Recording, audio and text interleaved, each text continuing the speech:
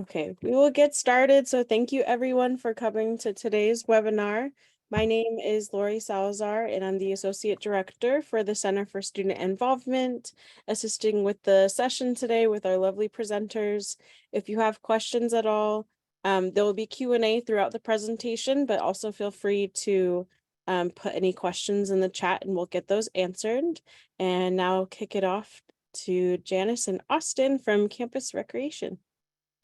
Happy Friday, everyone. My name is Janice DeMonsi, and I'm the Director of Recreation. And with me today is... And hello, everybody. My name is Austin Hunt. I'm the Assistant Director for Intramurals and Camp here with Campus Rec. So we're excited to talk to you today about campus recreation and everything that we have for Santa Clara students.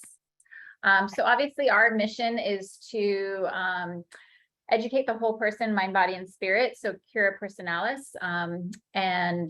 We do that by providing a range of recreational, educational, and competitive programming that you will learn about today. So our website is where you're going to find all of the information that we talk about today.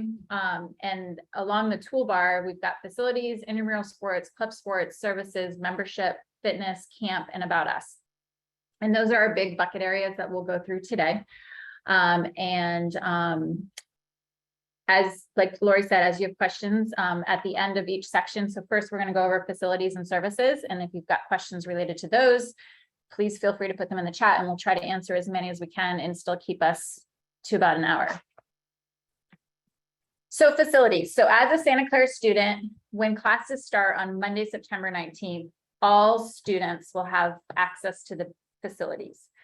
Prior to that, so if you do choose to move in on Thursday, September 15th, though, and the student wants to use the facilities, there will be a small fee to use it because they're not currently in classes. So our week before rate is $10.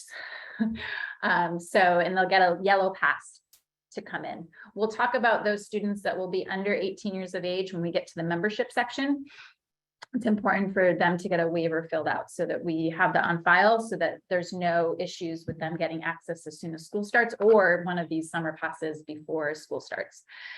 So the facilities, we have a lot of great facilities. So we have the Malley Center, we have the Sullivan Aquatic Center, we have Degheri Tennis Center, and we have Bellomy Field.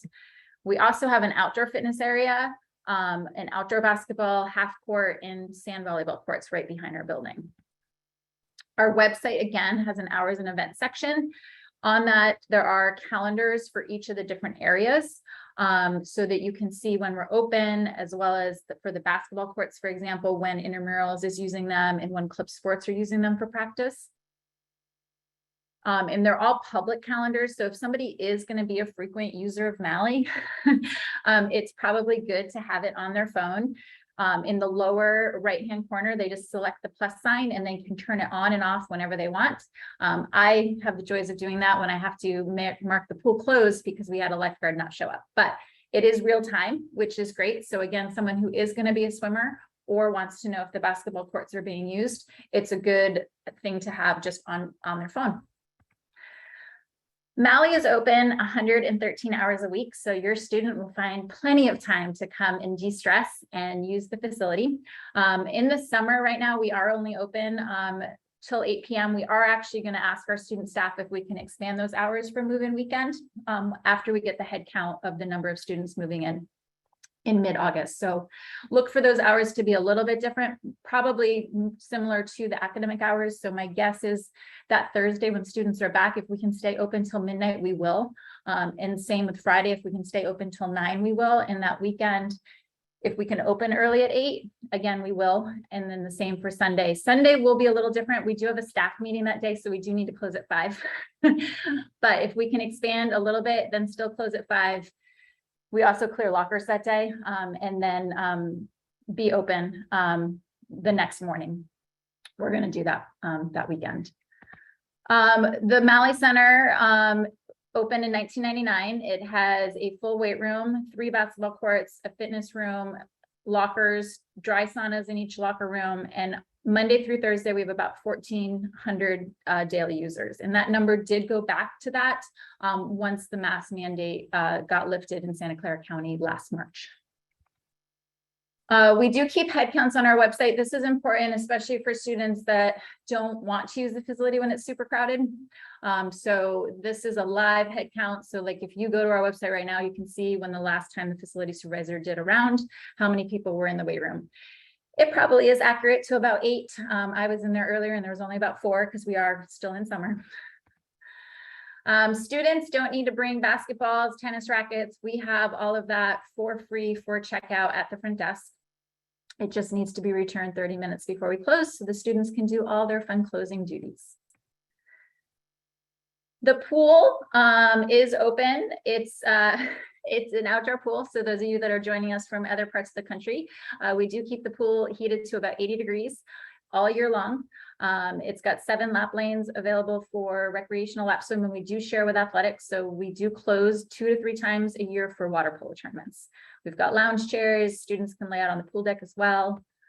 It's open about 90 hours a week. The summer hours are currently changing. We have about 5 lifeguards here this summer. So we are like everybody else across the country are short lifeguards. And so we are doing the best we can to have set hours. So right now we're open 11:30 to 7:30 Monday through Friday and 12:30 to 4:30 on the weekends. There'll be a few days coming up where some students are on vacation. So we'll have a little bit less hours. The tennis center is 6 outdoor lighted courts. It's open from 7:30 in the morning till 10 p.m. And again, we've got tennis rackets and balls at the front desk for students to check out. Bellomy Field is our 4.7 acres of turf where we have our intramural flag football that we'll be playing this fall, as well as 7 club sports uses it for their practice. We also run intramural soccer out there, intramural softball, and special tournaments as needed. Look for some stuff happening for move-in on September 15th and 16th out on the field as well. Outdoor fitness. So this was a very popular spot during COVID. It's got some pull-up bars, balance beams, plyo boxes. Students can use it at any hour. So obviously Malley does close at midnight, Sunday through Thursday. So if somebody is studying and all of a sudden just really needs a mental health break and wants to go run around campus and then do some pull-ups, this facility is open for them to use, or open first thing in the morning when we aren't open yet. We do open at 6:30 a.m. Monday through Friday, and Saturdays and Sundays at 8 a.m. But some people get up even earlier than that. I'm going to turn it over to Austin to talk through our services. Awesome. So we do have locker rentals, and is towel service coming back? Towel service is not going to come back yet, maybe in the future. But we do have a locker rental service that you can see on the screen, the rates. Fall quarter, $60. That covers the entire year. And you can see that it does decrease as the year progresses. But these lockers are available to rent. Normally we would have towel services, but we're still incorporating that back into the fold at some point. As far as summer membership goes, this may not be that relevant, but as Janice did point out at the very beginning, if there is some early move-ins, we do have those rates prior to them starting as a student with that $10 rate for the beginning. For those that have students that will be not 18 yet when they begin their time here at Santa Clara, they will be able to still participate in our facilities. They just need a waiver that is signed by the parents as well. That can be found on the memberships tab of the website. Pretty much you'll want to go in there and fill out the waiver kind of alongside them, because if you don't, they will be the ones without being granted in, while their friends are who are 18, and nobody wants to have that awkward, embarrassing possible time. That can be avoided as long as you guys get that taken care of ahead of time. So now it did look like we just had one question in the chat, and that was about rock climbing. We do not have a rock climbing wall. So again, this building was built in 1999. So I worked in recreation for over 25 years, and the rock climbing kind of big walls when you walk into rec centers started pretty much mid 2000s was when those started being added to facilities all over the place. So we currently do not have one. I do know that there is a rock climbing gym fairly close to campus that students use. There is a registered student or chartered student organization called Into the Wild that does a lot of outdoor adventure trips, hiking and rock climbing, for example. And so they would definitely know where that is. I live in Santa Cruz, so we have one called Pacific Climbing, but I don't know, that's not super close to here. Any other questions? Again, pop them in the chat and we'll answer them throughout. Next up, oh, sorry, one more, and then we'll switch over. Oh, thanks. So we're gonna switch over. This is Austin's area, so I'm gonna let him talk you through intramural sports. Yes, so intramural sports, they're a big part of the Santa Clara community that made its return this year after missing out on 2 years due to the pandemic. It's slowly been incorporated back into the fold and has been welcomed back with open arms. It's a great program that we offer that lets students get involved in various sports, stay active, meet people, hang out with their friends, and just kind of compete in sports that maybe they don't play anymore now that they're in college. But it is definitely a popular program that we offer. So it is open to all current students as well as faculty and staff that are eligible to play.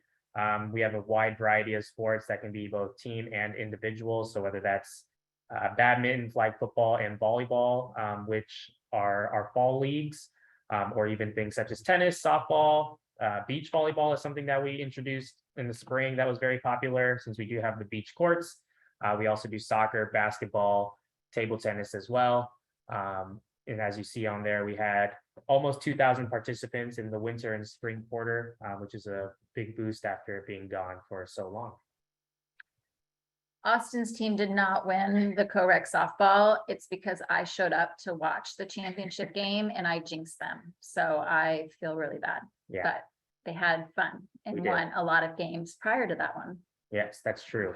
Met a lot of people and gave a good amount of opportunities to those that maybe don't know a lot of others to form teams, which I'll kind of dive into a little bit afterwards.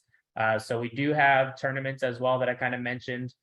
Those can be like 3-on-3 basketball, dodgeball, cornhole, and spike ball, which were both new things we introduced last year.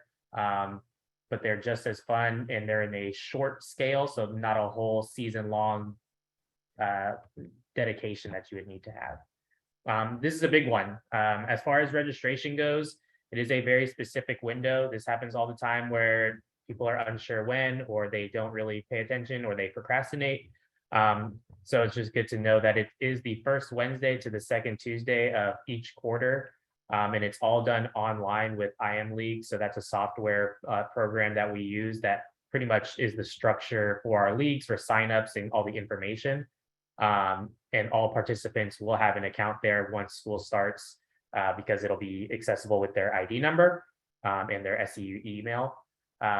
Pretty much the earlier they sign up, the better, because they'll be able to get their desired league times. And if they don't happen to have teams they can sign up with or for, it does give them the option to sign up as a free agent or just to join a free agent team, so that they can still play and be active.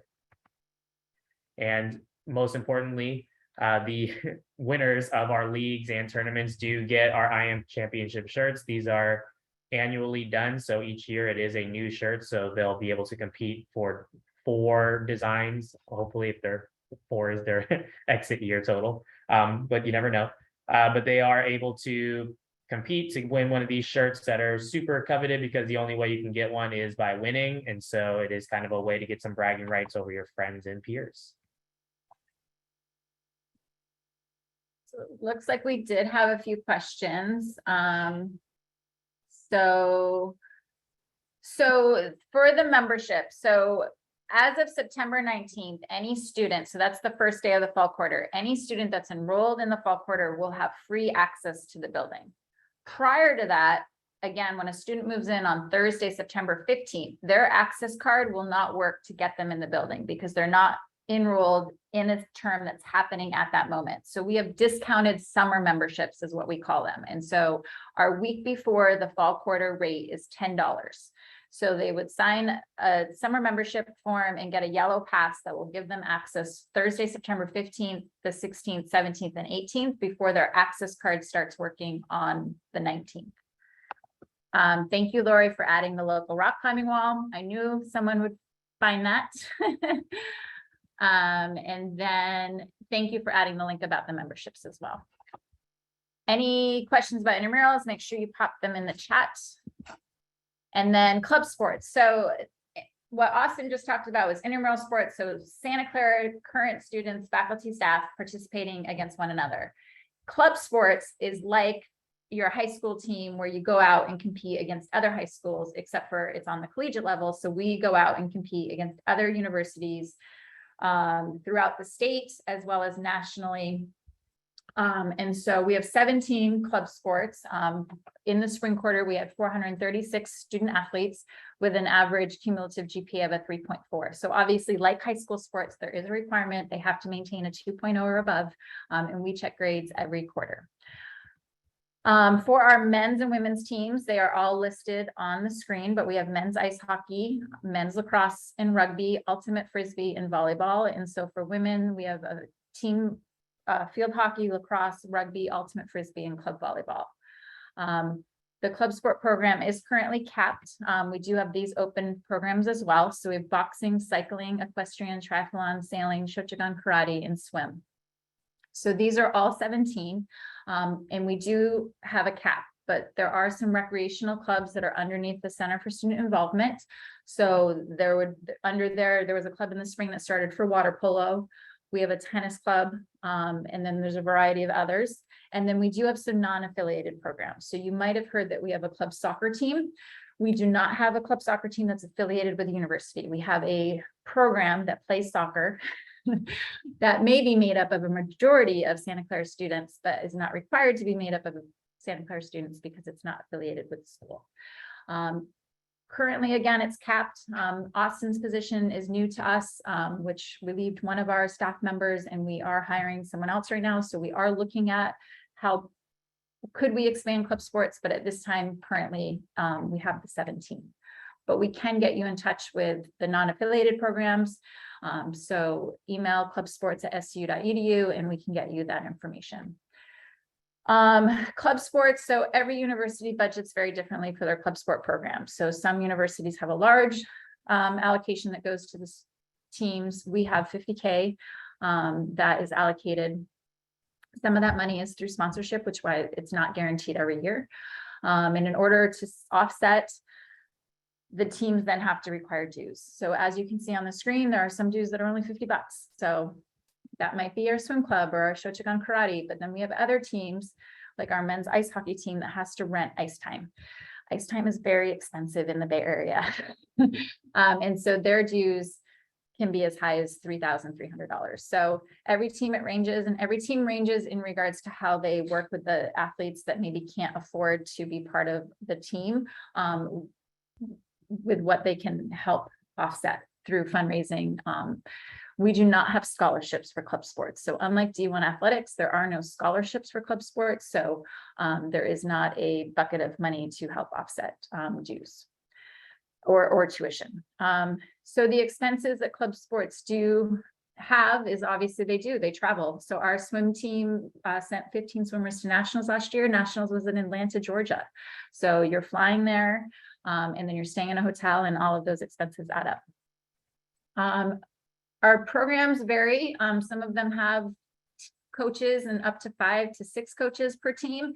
Others have just one passionate person who maybe was, so our triathlon team, for example, it's Jared, and he used to lifeguard for us, and he was part of the triathlon club, and he has a full-time job at NASA, and it's right down the street. And so he still volunteers his time and comes and works with that program. So I think he also does it so that he can swim in the pool. But every program is different in regards to their coaches. And some of the coaches are paid through third parties and have salaries that range just like the dues. Travel, again, could be all over the place. They can do their personal vehicles. And then we do not allow 12 or 15 passenger vans. And some of the teams do have enough funding and support from their alumni or their fundraising events where they're able to rent a bus and drive that way versus having each of the students drive their own personal cars. Again, lots of great highlights. So our club sport program had been suspended due to COVID March 12th of 2020, and were not able to participate or practice the prior year. So during the fall, they were still only allowed to practice that was the first time they came back. So last year they started competing in winter quarter, so in January, but we still had lots of great successes. So it was great to send one boxer to nationals. Ultimate Frisbee finished 6th. Men's volleyball placed 2nd in their league. Swim team, like I said, sent 15 swimmers to nationals. Triathlon finished 9th in their league. Women's club volleyball finished 3rd at nationals, which was awesome. We are excited. They didn't graduate a lot of students, so we're hoping that they're going to be able to bring home a championship this year. And then, of course, my images. So women's lacrosse finished 1st in their division and overall 7th in the West lacrosse league. And then women's rugby finished 2nd in their league as well. Any questions for club sports? I don't see any in the chat. So I think we will just move on to fitness classes. We have one question that came in. Okay. So the tennis club is part of our registered student organizations. I do know that they practice on the courts, I think 3 nights a week. There is not a tryout. So the club sport teams, probably some of them do have tryouts, because like our volleyball teams are restricted by their league to only have, I believe the cap is like 20 people on their roster or something. There's a certain number that they can't have above. Our tennis club is different in that it's a registered student organization, so they aren't allowed to compete. So they are simply playing against other Santa Clara students and using the tennis courts to do that. So there is no tryout. He would just sign up to be part of that club and start to practice with them. It would give him an opportunity to meet other students that like to play tennis. And then in addition to that, because tennis is one of our intramural sports and it is not a club sport, he's then able to also be part of the registered student organization and play intramural tennis as well. So he can compete through intramurals, which the commitment for that, if he was doing men's singles, he would have 1 game a week and they have to report their scores by a certain time. But they could also sign up for men's doubles or mixed doubles. So he could have up to 3 games a week if he wanted to.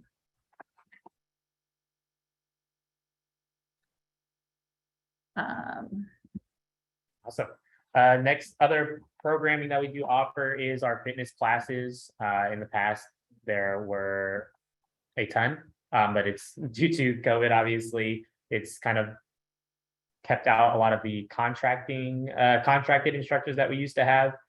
So we do have a lot of student instructors that are certified in various fitness class aspects. Some that we have yoga, cardio, kickboxing, cycling, just to name a few. What's the one that bar, right? Yeah. That's a big popular one. Ballet bar. That is very popular among students, but there's none in the summer, but we hope to bring back a good amount of them this year coming up. I believe we had about 8 or so a week offered in the winter spring quarters, but we hope to increase that this coming year. Yeah, so this fall, we'll still just have our student instructors as we fill that other assistant director position. We are still slowly phasing things back in. So in the fall, we'll continue to have our student instructors. We have 2 interviews coming up. So we do have students that have already reached out that are certified to teach fitness classes. And so we hope to have about 8 to 10 classes a week. And then in winter quarter, we should be able to ramp up and go back to our traditional 20 to 30 classes a week with our contracted employees. And fitness classes do continue to be free for all students, thanks to support for our JED work, as well as just mental health overall on campus. And then I see a question in the chat, I think. Nope, again, great, thank you. Summer camp. Yes, my other part of my long job title. So the Bronco Kids All Sports Camp, it is a summer camp that we host through campus recreation. Currently, right now, as I sit here talking, it is the last day of our camp. So it is there are about 80 kids throughout our various facilities as we speak. This is our biggest revenue source for campus rec. So pretty much the money that we're making here goes back into campus recreation for equipment and other things like that as the motion sensor lights start to get dark on us. But that money goes back into helping keep campus rec nice and up to date and give us new equipment and new workout stuff and allow us to repair things quicker and have our cool intramural shirts and all of those things as well. So it is a camp that is for kids ages 6 to 12. That is a multi-sport camp that runs all day. And we have a CIT program for kids ages 13 to 17. So there's some younger siblings out there of your incoming freshmen. This is an option for them too, but we do have a lot of current SCU students that have been to this camp in the past as CITs or campers, and all of the staff as well are current students. Under our website, so the very last tab of our website is called About Us. So there's lots of great information you can find there. So we have a diversity and inclusion statement. We have our staff directory, as well as our student employment information, sustainability, history, and campus partners. So again, for staffing, so you're meeting me and then Austin, and then we have an assistant director for club sports, and then we're hiring an assistant director for membership and operations. And then what really helps us run the program that we just explained to you is our 14 student coordinators. So in our back office, we have 14 student coordinators. So they are doing everything from, one of them is paying our bills and doing deposits and running camp. We've got 3 that help us with club sports, because again, 17 club sports traveling all over the place. We've got 4 that help just with facilities, 2 with intramurals, and 3 with marketing. We are one of the larger employers on campus because there's only 4 full-time staff. We have lots of student bodies. So we have anywhere from 130 to 150 student employees annually.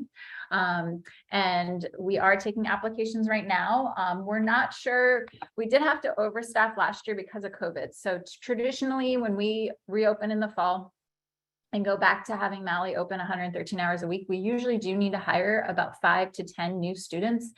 But because we used to have a position called the campus recreation monitor, and their job was to enforce the mask, when that position disappeared, obviously they moved into the other slot. So we're not sure at this point if we will have a lot of opportunities for students to work the front desk or in the weight room, but we do know that we'll be hiring for intramurals. We'll need supervisors, who are the students that check in people at the fields, as well as officials. So we will be bringing back flag football. So we will train you how to be a flag football official, and you will then officiate that fun sport. And then we will also be hiring lifeguards. So if any of your students are certified lifeguards, we have openings because we graduated about 8. What is nice is most of our student workers do end up staying.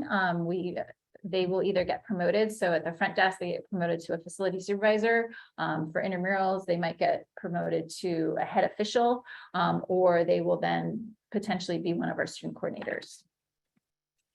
We are on social media, so anything that we post on Instagram, we have the button selected where it then just posts off to Facebook.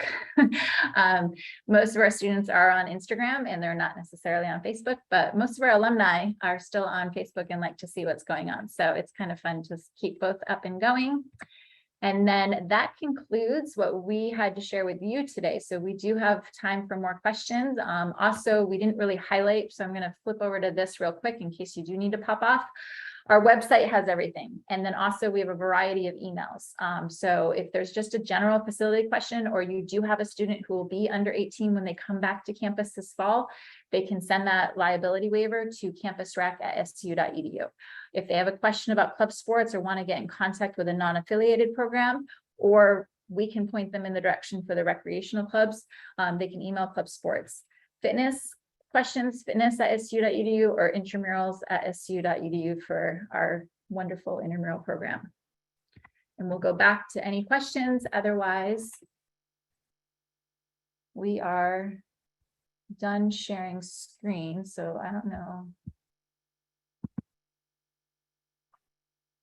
I don't know if you want to go off mute too and ask the question, you're fine doing that as well.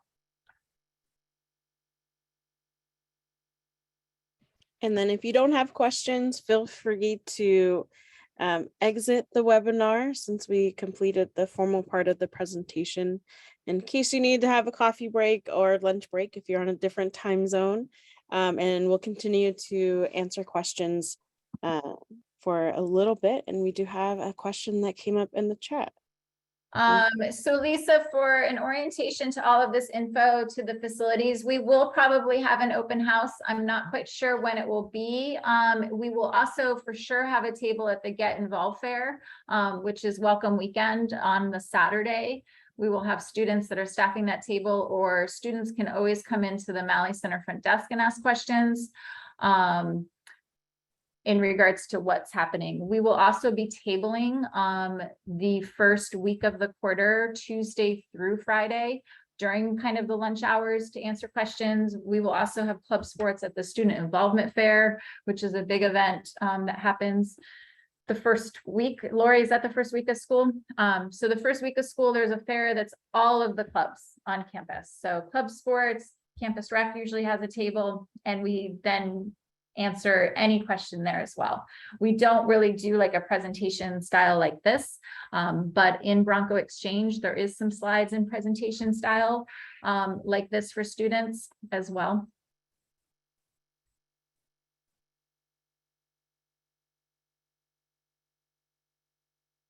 What other questions? Hi, I have a question. In terms of if my student, let's say he decides he wants to join the club tennis or tennis club, you know, I think it's a matter of managing his time, and he's trying to figure out, you know, whether this is doable. So with club tennis, does that require a lot of time in terms of travel, and which is, I guess. Yeah. So I think so for any of the clubs, the time is what the student is able to put into it. I do think some of our club sports do require more time.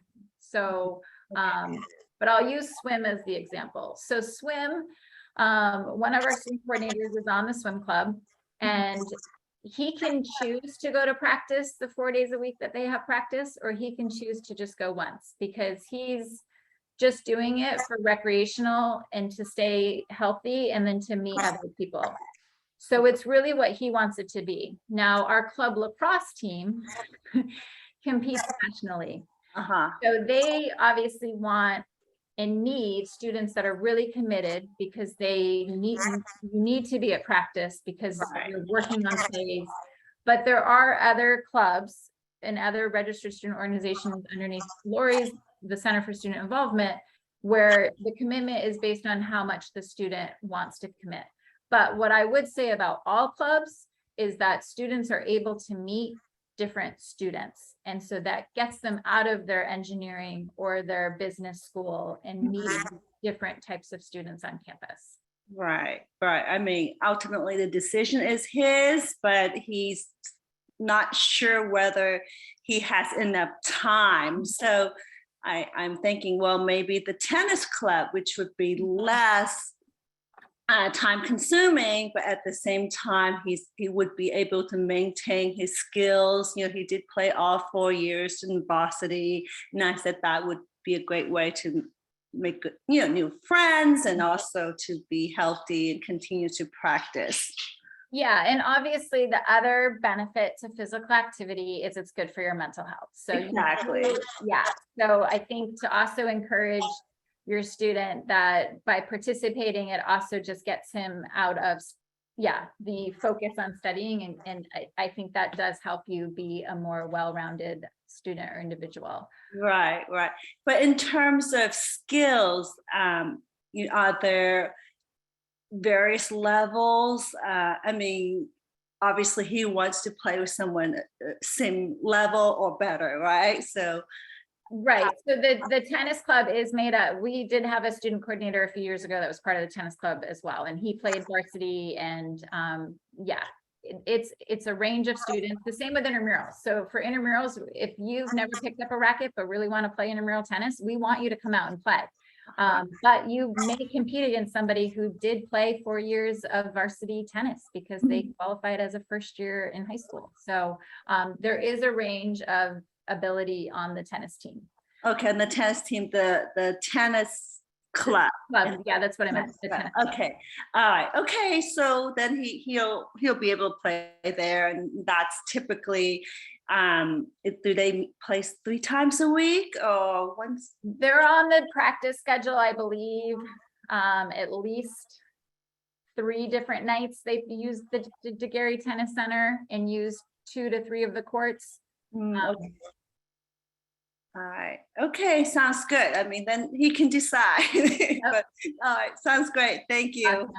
Awesome. So Andrea, it looks like you joined late. So in regards to starting a new intramural sport, I mean, a student can definitely email intramurals@scu.edu and email Austin as well and say, hey, I'd love to see intramural pickleball. We'll just use that one because that one is becoming popular and we haven't figured quite. We can't do it on our tennis courts because for NCAA regulations, we can't repaint those courts. So we're trying to figure out how to use our badminton courts in Malley. But yeah, they can definitely email us. For club sports, we are currently capped. And then to create a registered student organization underneath the Center for Student Involvement, they would petition to do that, have to have at least, I'm glad I picked the right sport then, Andrea. It is a sport that we're looking into because we can't do anything on our tennis courts and we need to figure out how we can rework our badminton courts in order to make it work and also be able to make it work with the current use that we get in our basketball courts, because we only have badminton lined on court 3 of the 3 courts. And then in regards to local, for cars on campus, there is a program called Zip Car. So students that don't have a car have the ability to sign up for a Zip Car and able to get, and there's just it's kind of like taking an Uber, but you're able to drive the car yourself. So Lori put that information in there. We do have a variety of Zip Cars. They actually park in the same, near the same parking lot that I park in. And there's usually, we have at least 25, I think, annually. So, but we are looking into pickleball. Any other questions?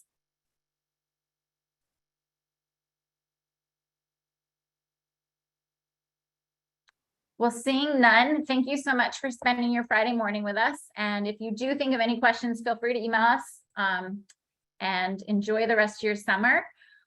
September 15th for move-in will come very quickly and we can't wait to have everybody on campus.